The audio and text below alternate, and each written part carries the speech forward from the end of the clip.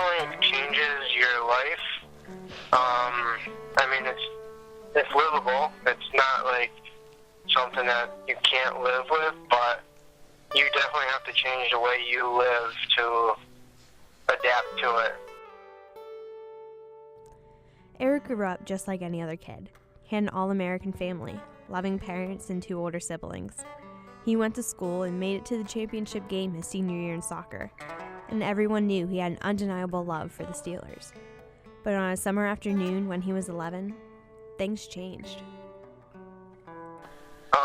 It was definitely the scariest part of my life. I was on vacation with my aunt and my cousin in New York visiting my grandparents, and all week I was drinking gallons of lemonade and iced tea by myself, and throughout the week I lost 35 pounds within a week.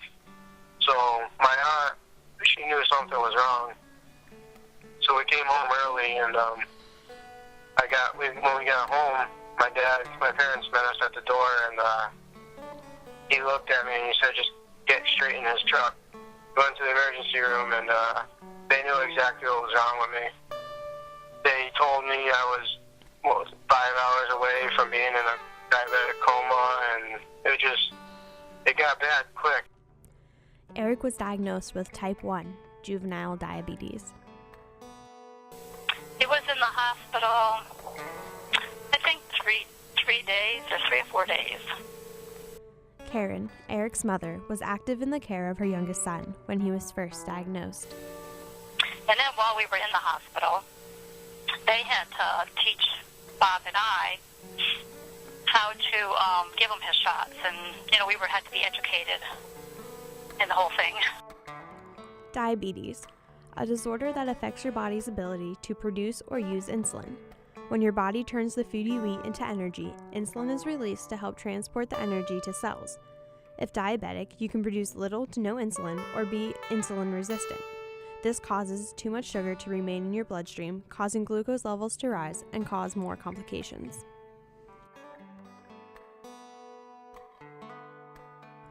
After Eric was diagnosed, every day for years after, he would have to take shots of insulin because his body was not able to produce it.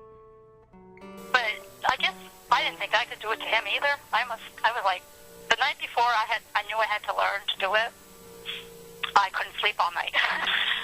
I was scared to death having to give him a shot. I wasn't like into medicine and all that stuff. But once you learn how to do it, you just do it, Once you know you have to do it, I think, you just have to do it. But taking shots of insulin wasn't as ideal as one may think. Eric describes what it is like to have to deal with the thoughts of others while having diabetes. If you're self-conscious about it or something in public, and you don't want to take a shot in front of other people when you go out to a restaurant to eat, then your blood sugar is going to skyrocket, and you're going to just hurt yourself in the end. The dangers of diabetes outweigh the thought of embarrassment to those facing the disorder. The outcomes of not maintaining diabetes could lead to severe, life-altering complications. It breaks down your body. People can lose eyesight. Your feet and your eyes are pretty much the things that it attacks first. So if you don't regulate it, it ends up bad for people. Eric's diagnosis happened quite tragically and abrupt, but all patients with diabetes may be a part of a different scenario. Melissa, the girlfriend of Eric's older brother, also has diabetes. Still in the beginning stages, she was diagnosed when 23 due to a yearly checkup. Because of the family history that I have with it, my doctors were doing yearly checks at all my physicals. So they actually caught it early before I even had any signs, which is why I was originally diagnosed as a type 2.